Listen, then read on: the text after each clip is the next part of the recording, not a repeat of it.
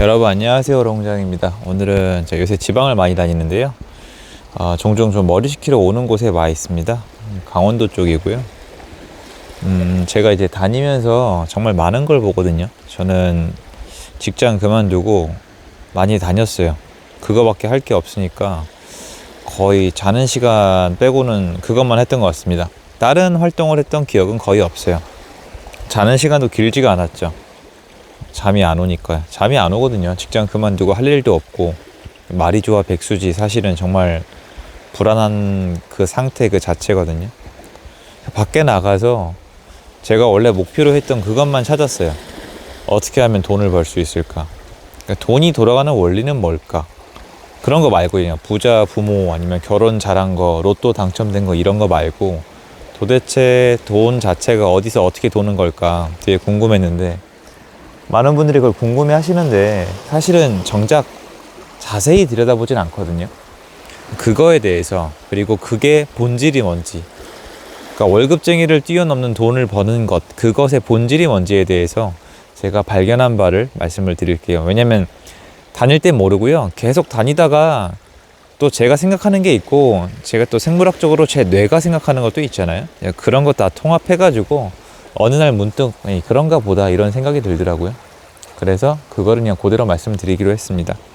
뭐냐면 여기가 지금 바닷가잖아요. 사실 여기는 군사지역으로 많이 묶여 있는데, 여기에 만약에 리조트를 짓는다고 쳐요. 그럼 리조트를 짓는다라는 생각을 했을 때 리조트가 돈이 될까? 이런 생각이 든단 말이에요. 들죠. 그러니까 리조트가 돈이 될까? 그럼 1단계로 돈이 되겠다라는 생각이 들어요. 그럼 두 번째로 무슨 돈으로 짓지? 그러면 내 돈이 없으면은 당연히 남의 돈을 빌려오거나 은행 돈을 빌려와요. 그럼 돈 마련되면 누구랑 짓지? 그러면 시공사를 찾아봐야 되겠죠? 또 그 전에 건축도면 떠가지고 시공구청 가서 인허가 알아봐야 되잖아요. 그런 다음에 공사 들어가잖아요. 그 다음에 이제 돈 다 내고 다 지어진 다음에 또 어떻게 운영할지 고민을 해야 되잖아요. 지금 이렇게 단순하게 이렇게 바닷가가 멋진 데다 리조트를 짓는 것만 생각을 해도 돈이 될까? 지어볼까?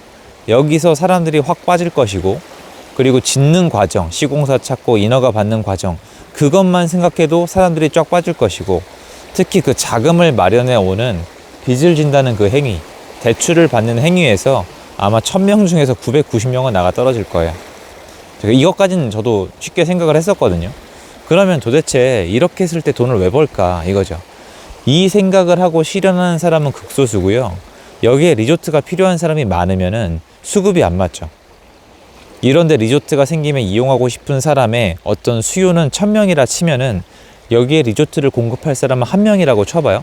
그러면 공급자 안에 뭐 일 도와준 사람, 시공사, 은행, 기타 등등등 공무원분들까지 쳐서 여러 사람이 껴있겠지만 어쨌거나 수요가 공급보다 압도적으로 많은 거잖아요. 그러면 공급자가 혼자 독식하는 거죠. 그 리조트가 하나 더 늘겠죠. 그럼 나눠 먹는 거고, 3개가 늘겠죠. 그럼 또 나눠 먹는 건데, 주로 잘 되면 하나 지은 사람이 2개 짓고 3개 짓죠. 여러분이 하는 모든 게임은 이런 식으로 돌아갈 거예요. 제가 여기 시골에 와서 땅을 볼 때도, 건물을 볼 때도, 그 폐허가 된 건물을 또 다시 볼 때도, 그리고 아파트를 볼 때도, 빌라를 볼 때도 모든 건 다 수급이더라고요. 여러분, 아파트도 마찬가지 아니에요. 사실 사람들이 집을 사야겠다는 생각을 하지 않죠. 당연히 안 하죠. 분위기가 안 좋을 땐 사지 않아요. 지금 보시면 전형적이에요. 제가 그래서 남들이 사지 않을 때 사라고 말씀드리는 이유는, 남들이 사지 않을 때 물리적으로 그냥 사라는 게 아니라, 남들이 사지 않을 때 시장에 나가보시면 여러분이 갑이에요. 깎아달라면 깎아주는 거고, 집주인들이 조롱을 받고 있잖아요. 너 집 갖고 있으니까 망하겠다. 너 이제 끝났다. 몇 억 내려갔다. 너 이제 네 인생은 나락이다. 그때 깎인다고요. 그때가 아니면 집주인들은 집을 싸게 팔지 않아요. 왜냐면 그 사람도 굉장히 힘들게 결정을 했고 대출 끼고 있고 본인의 인생이 소중하기 때문이거든요. 그래서 지금 나가면 깎이는 거예요. 똑같이 수급이에요. 공급이죠, 공급. 집을 싸게 팔 수 있는 공급자가 늘었는데 수요자가 줄어드니까 이렇게 공급하고 싶은 사람이 멘탈이 나가버리는 거예요. 그러니까 수요자가 왕이 되는 거죠.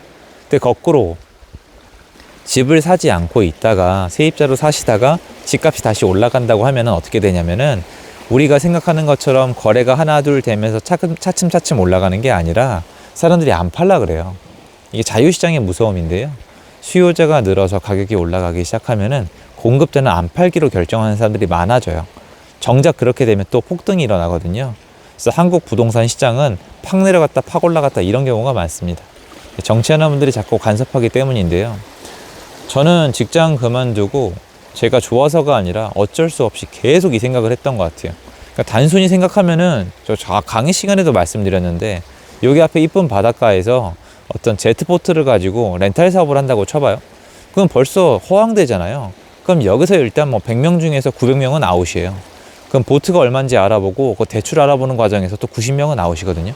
이런 식으로 결국 어떤 행위를 하는 사람은 되게 소수예요.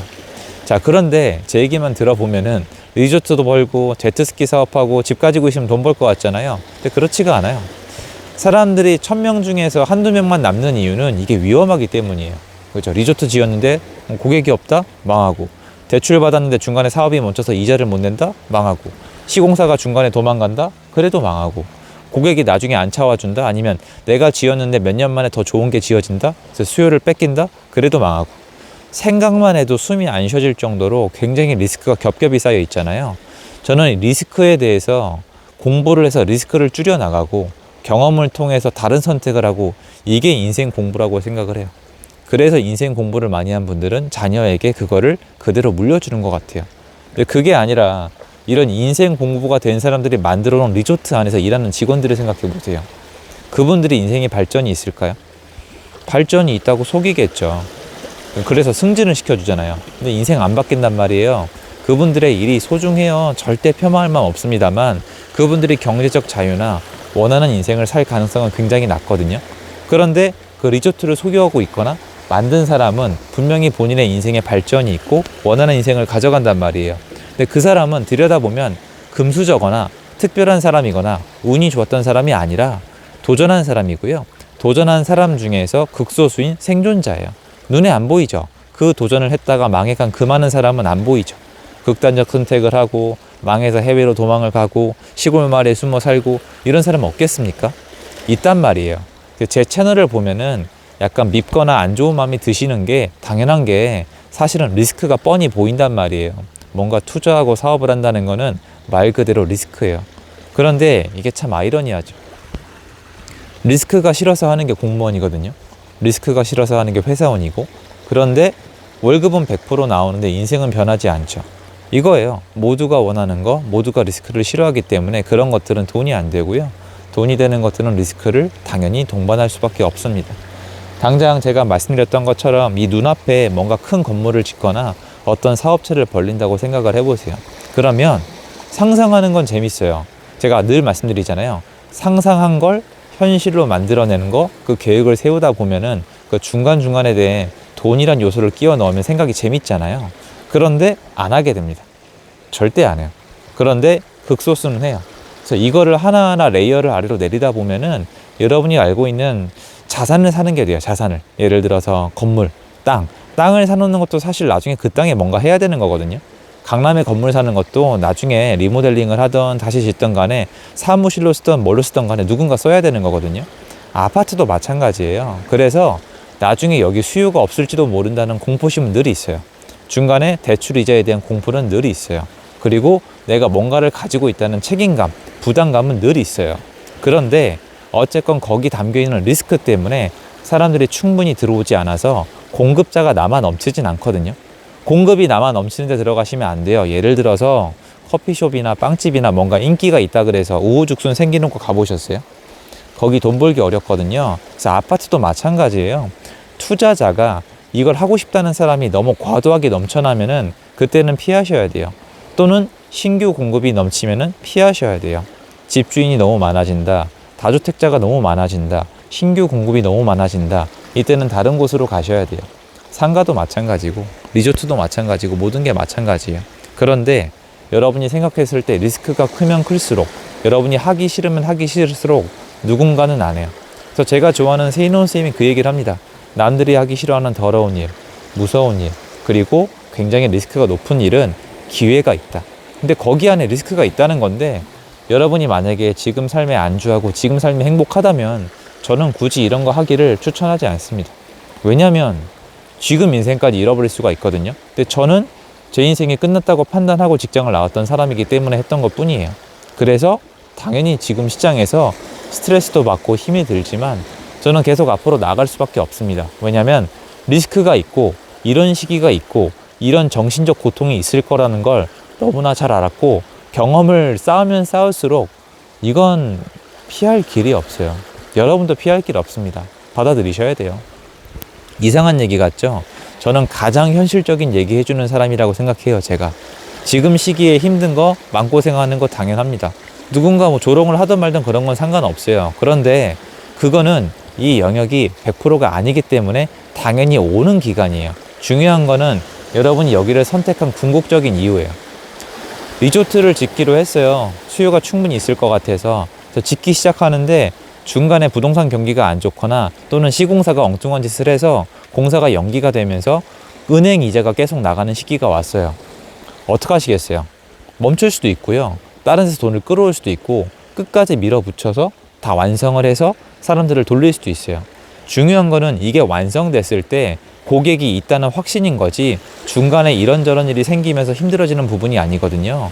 그래서 제가 늘 말씀드리는 게, 어떤 사업을 하든 여러분이 어떤 음악을 듣든 음악이 느려지거나 지루해질 수는 있지만 멈춰서는 안 돼요. 그리고 어차피 세상은 멈추지 않거든요. 그래서 요새 시기에 힘드신 분들은 가끔 저처럼 좀 경치 좋은 데 와서 생각도 정리하시고 자기가 선택한 게 뭔지에 대해서 다시 한번 고찰해 보시고, 그러다 보면은 또 이 시간도 지나가고 또 좋은 시기 오고, 이렇게 들쭉날쭉 왔다 갔다 하는 게 이 세상일 것 같습니다. 그래서 저도 생각 정리하러 온 김에 여러분이랑 나누고 싶어서 좀 남겨봤습니다. 좋은 시간 되시고요. 여러분도 좀 많이, 이제 하늘도 예쁘고 되게 날씨 좋은 것 같아요. 여기가 이제 저번에 왔을 때보다 날씨가 워낙 좋아서 너무 예쁜 것 같습니다. 군사 지역 때문에 개발이 또 안 되는 것 같기도 하지만 그래도 여러분도 이런 거 많이 찾으셨으면 좋겠습니다. 감사드리고요. 좋은 하루 되십시오. 들어가 보겠습니다.